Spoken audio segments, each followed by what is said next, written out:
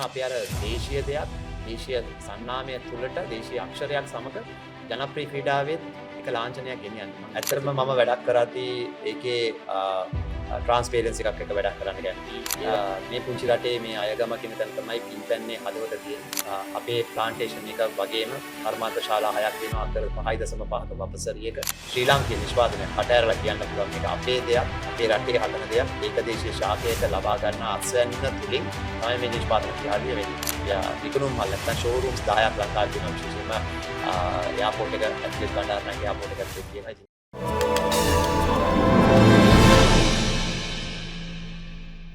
ව්‍යාපාරික ලෝකයේ සීමාවන් අතික්‍රමණය කළ ජීවමාන පෞරුෂය බීසයිකොන් අද අපිත් එකතු වෙන්නේ ජගත් ක්‍රිකට් ක්‍රීඩා පිටියේ තමන්ගේ ලාංකීය නාමය වර්ණවත් කෙරු. ඒ වගේම තරග විනිසුරුවරයෙක් විදිහට තවමත් කීර්ති නාමයක් බබලවන. ඒ වගේම ජාත්‍යන්තරයට ලාංකීය දේශීය නිෂ්පාදනයක් රැගෙන යන ව්‍යවසායකෙක් සමගින් ආයිබෝන් කියලා පිළිගන්න කුමාර ධර්මසිරි මහත්මයා. ආයිබෝන්. අපි පටන් ගමු. BJN ඩොලරයට යන සංකල්පය කොහොමද පටන් ගන්නෙ? මේක ටිකක් දිග කතාවක්.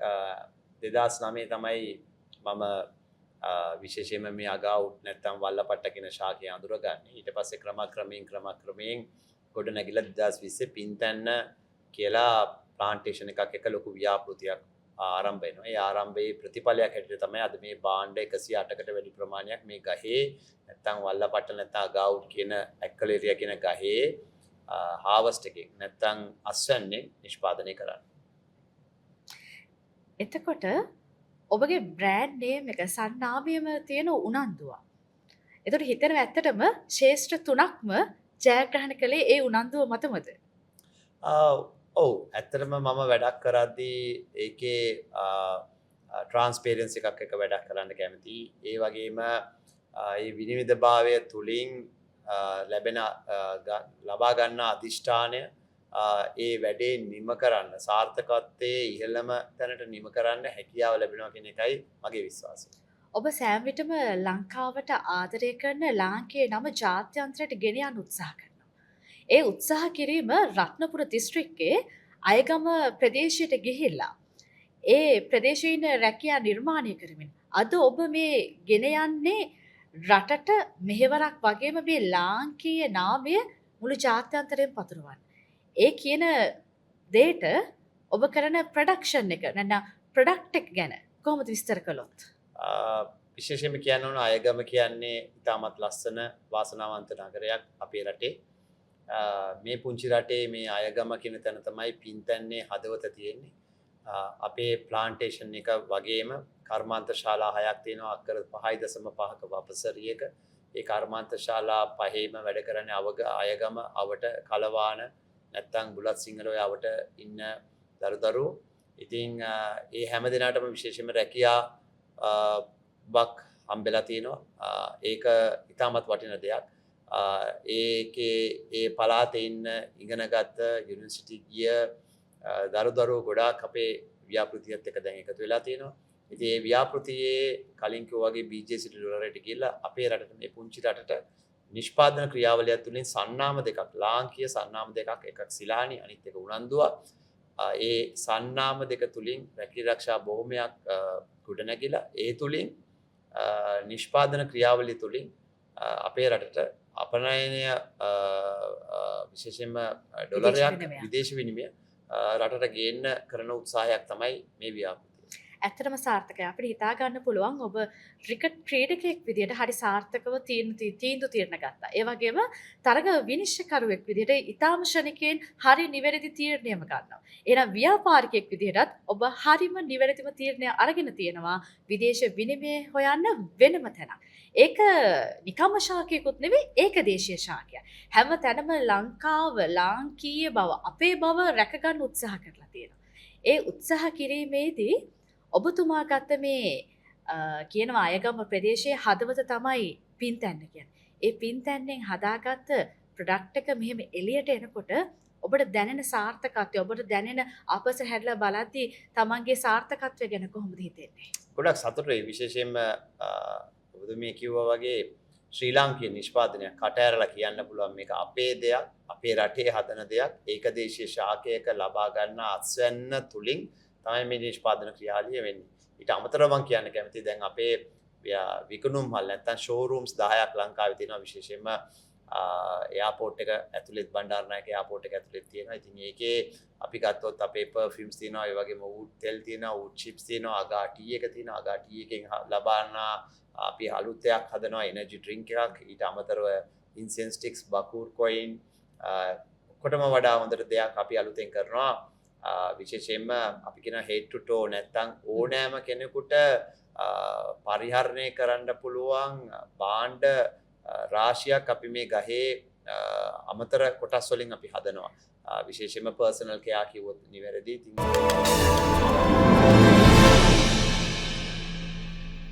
ඔබ ජාත්‍යන්තරයට ගෙන යන නිෂ්පාදිතේ ඇයි උනන්දුවක් කියලා දාන්නේ? ඔබ ක්‍රිකට් ක්‍රීඩාවේ ඔබට පට බැඳෙන ඒ උනන්දුව නාමය නිසාද?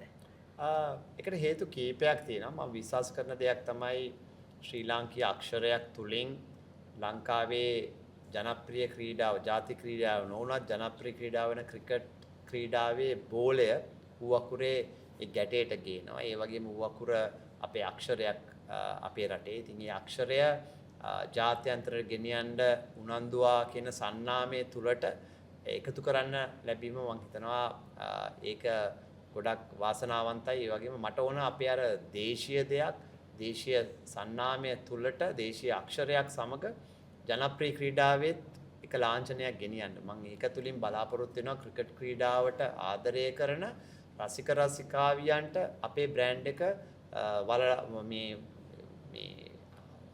ගන්න. ඔව් ඒ බ්‍රෑන්ඩ් එක වටේ එක්කාසු කරගන්න. ඒකට ඒකේ කරන මේ ප්‍රයත්නයක් තුලින් තමයි මම බලන්නේ. මම අද ICC වැඩ කරන නිසා මම දන්නවා කොච්චර ප්‍රේක්ෂක ප්‍රමාණයක් ක්‍රිකට් ක්‍රීඩාව වටා එකතු වෙලා ඉන්නවද කියලා. ඒකට මේ ප්‍රේක්ෂක ප්‍රමාණයෙන් වැඩිපුර ප්‍රතිශතයක් අපේ මේ ශ්‍රී ලාංකීය බ්‍රෑන්ඩ් එකට නැත්නම් සන්නාමයට එකතු කරගන්න තමයි මගේ බලාපොරොත්තු. විශේෂයෙන් ඉන්දියාව, බංග්ලාදේශ, පාකිස්තානය ගත්තොත් බිලියන් 2.5කට වැඩි ජනගහනයක් ඉන්න ওই රටවල් තුනේ 100% මේ ක්‍රිකට් ක්‍රීඩාව නිසා මගේ සන්නාමයට එකතු කරගන්න පුළුවන් නම් බහුතරයක් මම දකිනවා අපි ලොකු ජයග්‍රහණයක් මේ පුංචි රටේ මේ සන්නාමය කරලා දෙනවා. ඒක තමයි මම සිංහල අක්ෂරයක් එක්ක ක්‍රිකට් ක්‍රීඩාවේ යම්කිසි භාණ්ඩයක් නැත්නම් ක්‍රිකට් බෝලය එකට එකතු කරගන්න. සිංහල අක්ෂරයක් සිංහල ක්‍රිකට් ක්‍රීඩාව ජාත්‍යන්තරයේ අතර බබලන ප්‍රොඩක්ට් එකක් කරන ඔබතුමාට අපි බෙහෙවින් ස්තුතියි.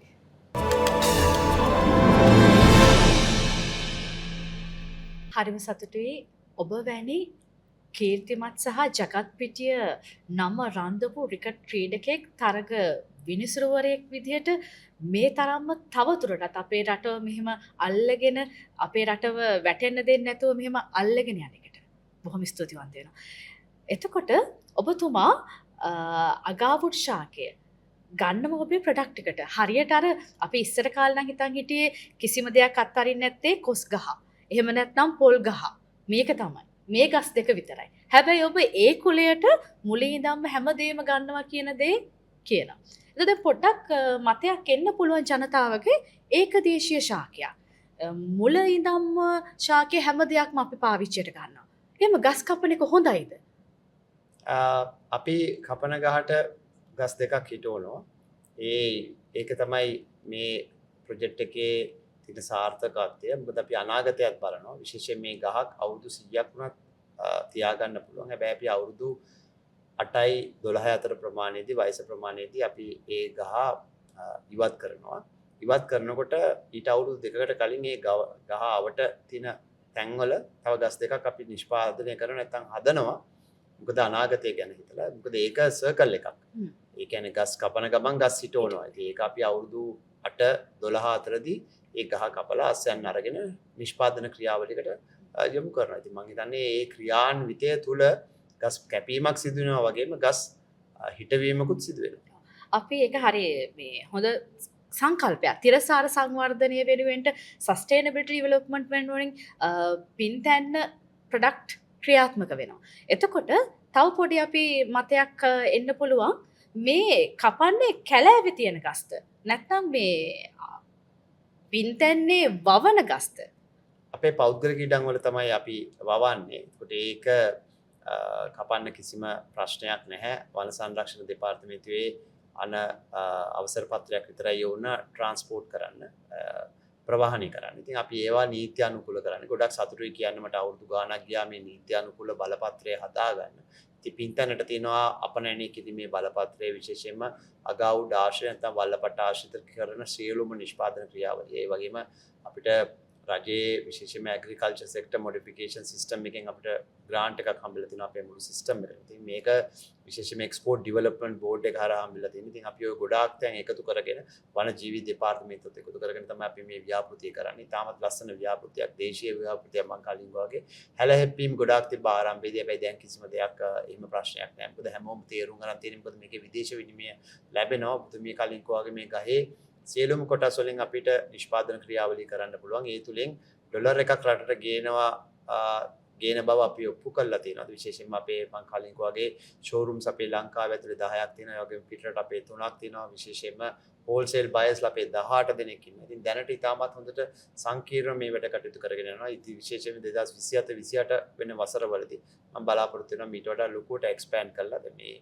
සති කිහිපයකට කලින් අපි ඕස්ට්‍රේලියා නිව්සීලන්තෙත් අපේ හෝල්සේල් ඩිස්ට්‍රිබියුටර් කෙනෙක් අපිට හම්බුණා. ඉතින් මේ දේවල් එක්ක අපේ ෆ්‍රැන්චයිස් එක අපි ලොකු කරනයි බලාපොරොත්තු. ඒ බලාපොරොත්තුව තුලින් ඒ කරන වැඩේ තුලින් මම හිතනවා රටට විශේෂයෙන්ම විදේශ විනිමය විශාල ප්‍රමාණයක් läගෙන එන්න පුළුවන් මේ පින්තැන්න ව්‍යාපෘතිය තුළ. රට විදේශ විනිමයක් ගෙනෙන මේ දැවැන්ත ව්‍යාපෘතියේ ඔබට තිබ්බ දැවැන්තම අභියෝගයක් තිබ්බද? මේක කරගන්න බැරි වෙන්න අභියෝග ගොඩාක් තිබ්බා. දැනටත් අභියෝග කියලා තියෙන දේවල් තියෙනවා. ඉතින් ජීවිතය කියන්නේ අභියෝගයක්. මම දකින්නේ අභියෝග හැම එකටම උත්තර තියෙනවා. පිළිතුරු තියෙනවා. හොඳට කල්පනා කරලා බලලා අනාගතය ගැන හිතලා ඒ පිළිතුර අපේ කරන දෙයට හරියන හොඳම පිළිතුර නම් මම හිතනවා ඕනම අභියෝගයක් ජයග්‍රහණය කරන්න පුළුවන්. හරි ලස්සනයි. හැම අපිට අභියෝග තියෙනවා, ප්‍රශ්න එනවා. හැබැයි මේ හැම දෙයකටම උත්තරයක් තියෙනවා. ඒ ඔබ ක්‍රීඩාවෙන් ගත්ත පන්නරේද? ඔව් අනිවාර්යෙන්ම. අපි ක්‍රීඩා කරද්දී අවුරුදු ගාණක් මම අවුරුදු 13ක් ශ්‍රී ලංකා කණ්ඩායම ක්‍රීඩා කරා. ලෝක කුසලාන දෙකක් ජයග්‍රහණය කරන දායකත්වය දක්වා 96 හා 2001 වසරවල චැම්පියන්ස් ට්‍රෝෆි එක.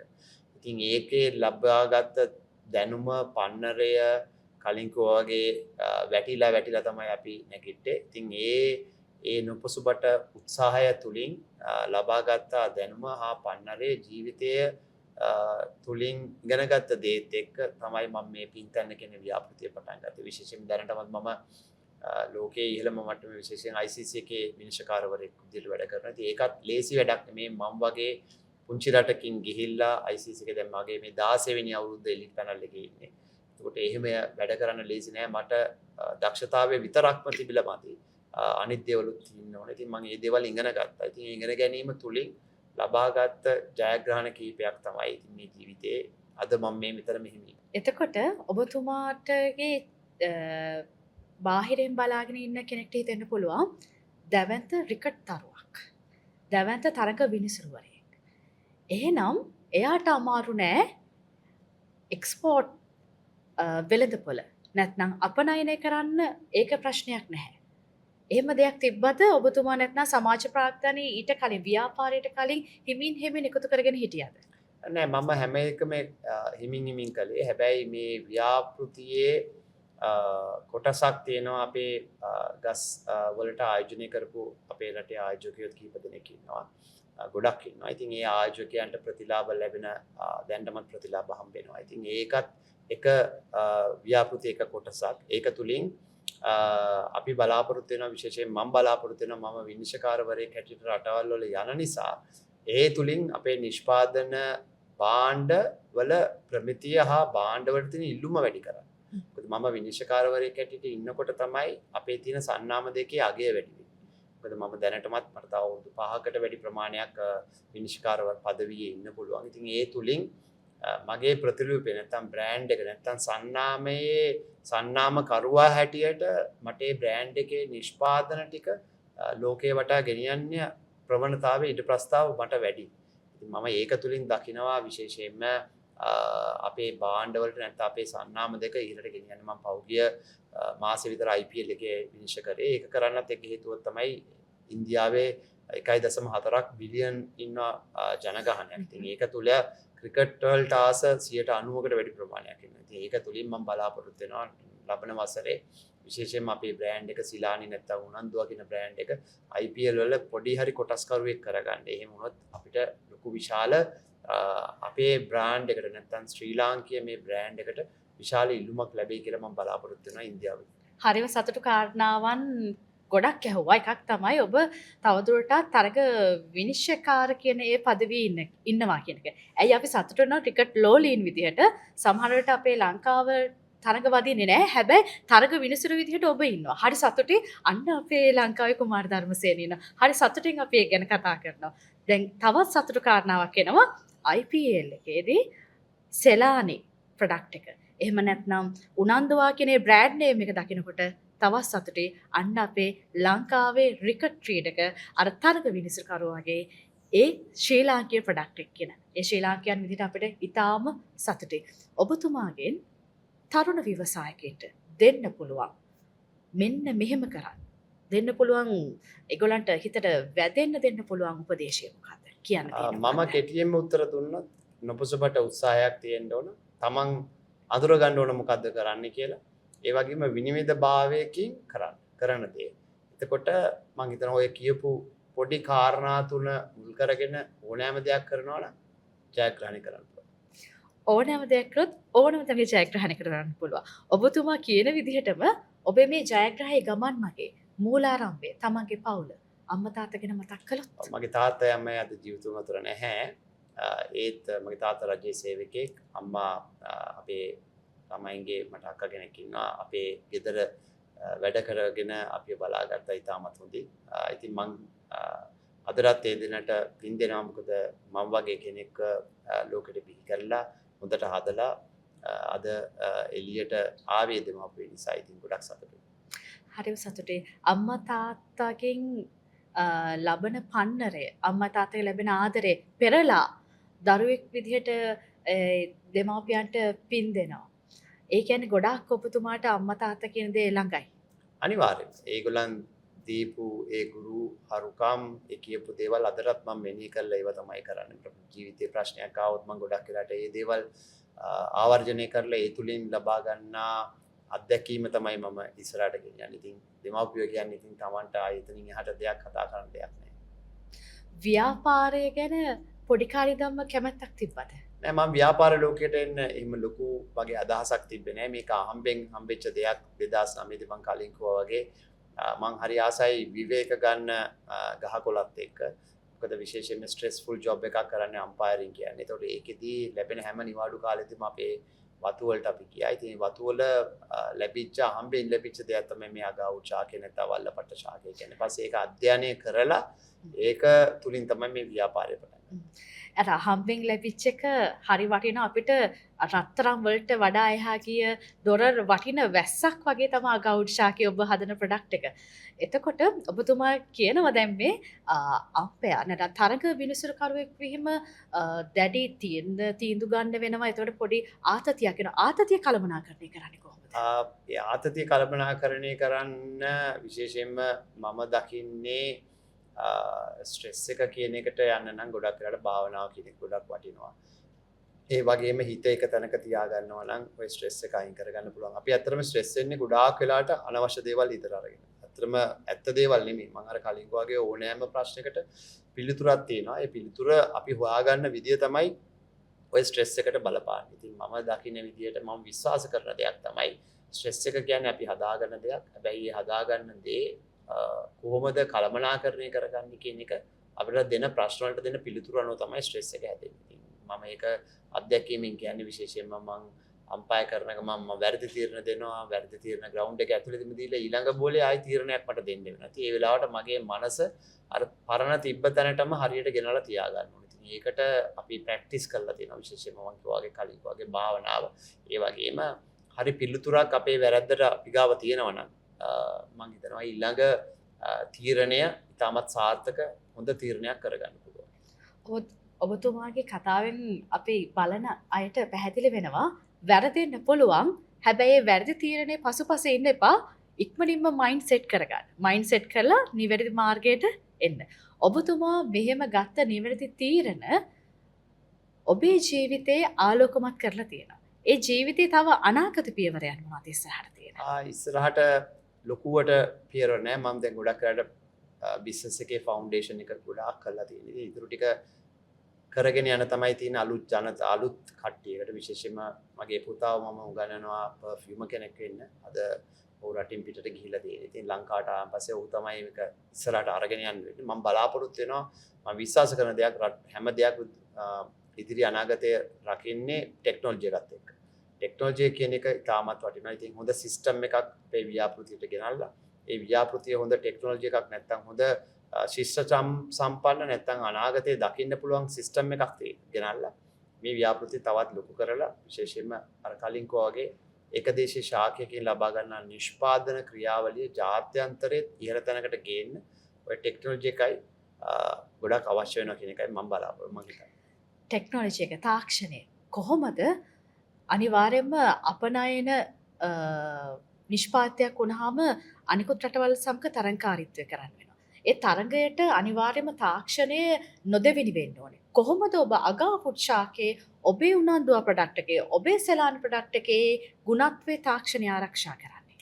ආරක්ෂා කරන්න ඉස්සෙල්ලම අපි පටන් ගන්න ඕන අපේ තියෙන ෆංගියගෙන් නැත්තම් ඒ ගසට ඇතුල් කරන සුද්ධ ජීවි අපි දැන් අලුත් ජීවියෙක්ව ඇතුළත් කරන්න අපි මේ දවස්වල පරීක්ෂණ කරමින් පවතින. ඉතින් ඒක නොනවත්වා යන ගමනක්. ඒ කියන්නේ හැමදාම ඒ සුදු ජීවයව අලුත් විදියට අපි හදන්න ඕන.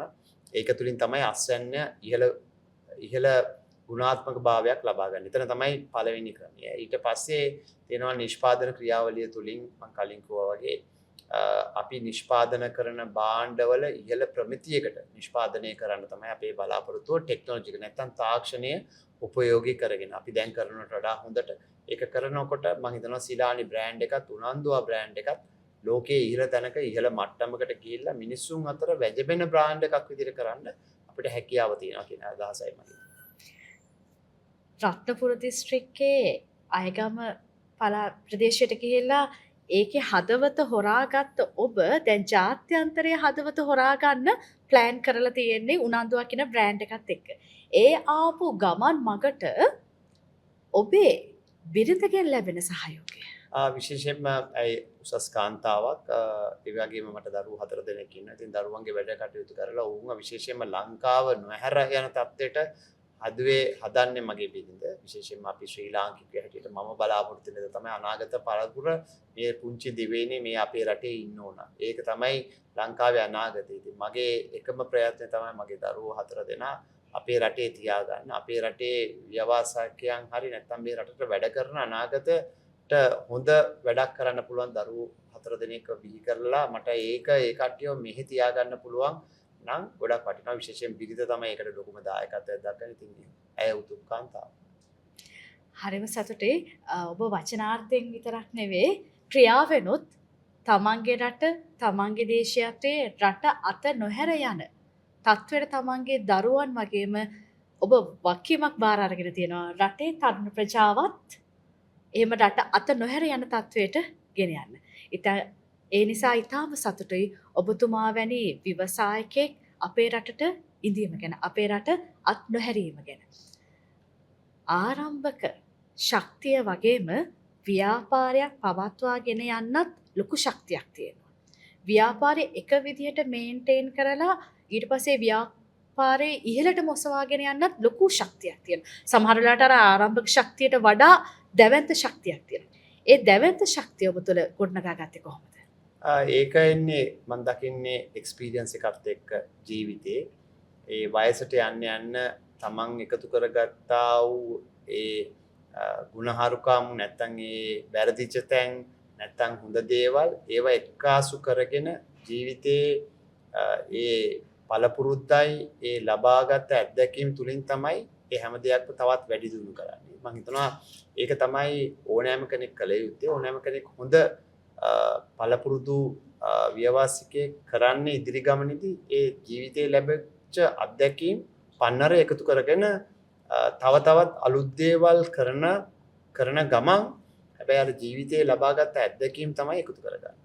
අත්දැකීම් එකතු කරගෙන යන මේ ගමනේ සාර්ථක ක්‍රීඩකයා, සාර්ථක විනිසුරුකරු, සාර්ථක ව්‍යාපාරිකයා චරිත තුනෙන් වඩාත් කැමති චරිතය මොකක්ද? චරිත තුනක් දකින්නේ. මම ඒ චරිත තුනම විඳිනවා. විශේෂයෙන්ම ක්‍රීඩකයෙක් හැටියට විඳ අවුරුදු ගාණක් මම කලින් කෝගේ ජයග්‍රහණ රාශියක් අපේ මේ පුංචි රටට ගෙනාවා. දැන් විනිශ්චයකාරවරයෙක්ගේ මම විඳින්මින් පවතිනවා. මම හිතන්නේ මගේ අවසාන අවුරුදු කීපය යන්නේ. ඉතින් මම දැනට වර්ල්ඩ් කප් 8ක් ෆයිනල් අම්පයර් කරලා තියෙනවා. මම හිතන්නේ මම තමයි වැඩිම වර්ල්ඩ් කප් ෆයිනල් අම්පයර් කරලා තියෙන්නේ. ඉතින් තව කීපයක් මගේ බකට් එකට නැත්තම් මගේ පෙට්ටියට දාගන්න පුළුවන් නම් ඒක රටට වටිනවා. ඉතින් මගේ ඊළඟ බලාපොරොත්තුව තමයි ටෙස්ට් තරඟ 100ක් අම්පයර් කරන්න. බොහොම ඉක්මනට ඒක කරගන්න පුළුවන් ඒ කියලා මම බලාපොරොත්තු වෙනවා. ඉතින් ඒ දේ ලංකාවට අපේ පුංචි රටට ගොඩක් වටින දෙයක්. මම වගේ කෙනෙක් නැත්තම් අපේ රටේ කෙනෙක් ටෙස්ට් තරඟ 100ක් ජාත්‍යන්තර තලයේ විනිශ්චය කරනවා කියන එක. ඉතින් ඒකත් එක්කම මගේ මේ ව්‍යාපාරය පුංචියට පටන් අරන් අද සෑහෙන ලොකුම ව්‍යාපාරයක් නෙවෙයි මධ්‍යස්ථ ව්‍යාපාරයක් බවට පත් කරලා හම්බෙලා. ඉතින් රටේ ලොකු සන්නාම දෙකක් ඉස්සරහට ගෙනියන්න තමයි බලාපොරොත්තු. මම හිතනවා ඒ පුංචි හීනය අට සැබෑ කරගන්න හැකි වෙයි කියලා ඉදිරි අනාගතේ. තියුණු මනසක්, තියුණු ඇහැක් තියෙන ඔබට ඒ ශක්තිය ධෛර්ය ලැබෙනවා අනිවාර්යයෙන්ම. එහෙම තියෙන ඔබ අපි දන්නවා දැන් ක්‍රීඩකයෙක් විදිහට කොහොමද තරක විනිසුරුවරයෙක් වෙන්න ආරම්භක ඒ අඩිතාලම? ඕනෑම කෙනෙකුට ක්‍රීඩා කරන්න පුළුවන් කාලයක් තියෙනවා. ඉතින් මගේ කාලේ අවුරුදු 34 දී නිම වුණා. ඒකෙන් පස්සේ මම සාමාන්‍යයෙන් අනාගතේ හැමතිස්සෙම ප්ලෑන් කරන කෙනෙක්. ඉතින් ක්‍රීඩාවේ යෙදෙන අවසාන අවුරුදු කීපය තුළ මම පුහුණුකරුවෙක්ද නැත්නම් විනිශ්චයකාරයෙක්ද වෙන්නේ කියන ඒ කොටු දෙකේ සම්බන්ධ වෙලා හිටියේ. මම දෙකෙන්ම අවශ්‍ය කරන අඩිතාලම දාලා තිබ්බේ. ඉතින් හැබැයි කෙසේ වෙතත් පුහුණුකරුවෙකුට වඩා විනිශ්චයකාරයෙක් වෙනවයි කියන එක මට දැනුණා මට ඒකෙන් ලොකු දෙයක් කරන්න පුළුවන් කියලා. ඉතින් ඒකේ ලැබිච්ච දේ අනුව තමයි මේ ගත්තු තීරණය තමයි අද මම ICC එකට අවුරුදු 16ක් වැනි කාලයක් වැඩ කරන්න ලැබිලා තියෙන්නේ. ඉතින් මගේ බලාපොරොත්තු ඉතුරු අවුරුදු කීපයක් ICC එකට වැඩ කරලා විශේෂයෙන්ම ගවර්නින් බොඩි එක කියන්නේ ක්‍රිකට් තනිකර දුවන්නේ ICC එක. ඉතින් ඒ වැඩ කරන තැන විනිශ්චයකාරවරු 12යි මුළු ලෝකෙම ඉන්නේ. 12න් එක්කෙනෙක් ලංකාවේ මේ අපේ රටේ වෙලා මට දැන් අවුරුදු 16ක් මෙතන වැජබෙන්න ලැබීම ගැන පුංචි සතුටක් තියෙනවා මේ රටේ පුද්ගලයෙක් පුරවැසියෙක් හැටියට. ඔබට පුංචි සතුටක් අපිට ඒක ලොකු මහත් අභිමානයක්. කුමාර ධර්මසේන කියන අපි දන්න රිකට් ක්‍රීඩකයා. අපි දන්න තරග විනිසුරුකරුවා. අපි දැන් දන්න කියවමින් ඉන්න සාර්ථක ව්‍යවසායකයා. ඊට හැරුණුකොට ඔබ දකින කුමාර ධර්මසේන. මට ගොඩක් යාළුවෝ අඩුයි. මම මගේ ජීවිතේ මගේ සැඳෑ කාලේ ගෙවන්නේ මගේ බිරිඳයි දරුවෝ 4 දෙනාත් එක්ක. තව සුරතල් සතු දෙන්නෙක් ඉන්නවා එච්චරයි. ඉතින් මට ඇත්තම කියනවා නම් යාළුවෝ මේ අතේ ගානටවත් නැහැ. මම එහෙම වැඩි ආශ්‍රයයක් කරන්නේ නැහැ. මට මම හිතනවා ඒක ගොඩක් හොඳයි කියලා. මොකද ප්‍රශ්න අඩුයි. දරුවොත් එක්කයි මම ඉන්න පොඩි කාලේ මොකද අවුරුද්දෙන් භාගයක් මම පිටරට ඉන්නේ මොකද අම්පයර් කරන්න යන නිසා. ඉතින් ඉන්න අනිත් කාලේ මගේ දරුවෝ 4 දෙනයි නෝනත් එක්කයි ඉන්න ලැබීම මම හිතනවා ගොඩක් ඇති. ඒක කරදර අඩුයි, ප්‍රශ්න අඩුයි. ඒක ගොඩක් වටින දෙයක් කියලා මම දකිනවා. ඔබ වර්තමානයේ 1996 දී අපි අර රෑ නිදි මරාගෙන බලන කුමාර ධර්මසේන අර රිකට් පිටියේ හරි වේගයෙන් දුවන හරි ටීම් එකත් ඇතුලේ අර රිකට් ක්‍රීඩාවර උනෙන් ඉන්න ඒ රිකට් ක්‍රීඩකයා ඇතුලේ හරි දියුණු ඇහැක් තියෙන දියුණු මනසක් තියෙන තරග විනිසුරුවරයෙක් දැක්කනේ අපි. ඒ විනිසුරුවරයා ව්‍යවසායකයෙකුත් වුණා. ඒ ව්‍යවසායකයෙක් වෙච්ච ගමනේ ඔබ පවුල අතහරින්නෙත් නැහැ. පවුල කියන ඒ සම්බන්ධතාවයේ තමන්ගේ දූවරු මාපිය සම්බන්ධතාවයේ ඉතාම ලං කරගෙන යන සාර්ථක තාත්තා කෙනෙක්. ඒ ඔබ පවුලේ භූමිකාව තුළ සාර්ථක පියෙක් ලෙස ඔබට දැනෙන දේ ඒ අභිමානය ගැන විස්තර කළොත්. ගොඩක් සතුටුයි කියන්න. විශේෂයෙන්ම දරුවෝ 4 දෙනෙක් ඉන්නවා. මගේ පුතා මාකටිං බිස්නස් ඩෙවලොප්මන්ට් වල මාස්ටර් එකක් කරලා තියෙන්නේ. ඒ පුතා මම පර්ෆියුම් කෙනෙක් ඉන්න ෆ්‍රාන්සට යවලා තියෙන්නේ. ඉතින් තාමත් අවුරුදු 1.5 විතර මම හිතනවා ඌව නිම වෙයි කියලා. මගේ ලොකු දුව ලෝයර් කෙනෙක්. එතනින් එහාට ඉගෙන ගන්නවා තවත්. මගේ අනිත් දුව accountant කෙනෙක් වෙන්න යන්නේ. ඉතින් ඊටු ටිකත් එයාට තව ටිකක් තියෙනවා ඉගෙන ගන්න. ඉතින් ඒක කරලා එයා PhD එකක් කරයි කියලා බලාපොරොත්තු වෙනවා. චුට්ටියක් වෙන මේ අවුරුද්දේ O level වලට සහභාගී වෙනවා. ඉතින් මගේ දරුවෝ 4 දෙනා ගොඩක් සතුටින් කියන්නේ හොඳට ඉගෙන ගත්තා. ඉගෙන ගැනීමෙන් පවතිනවා.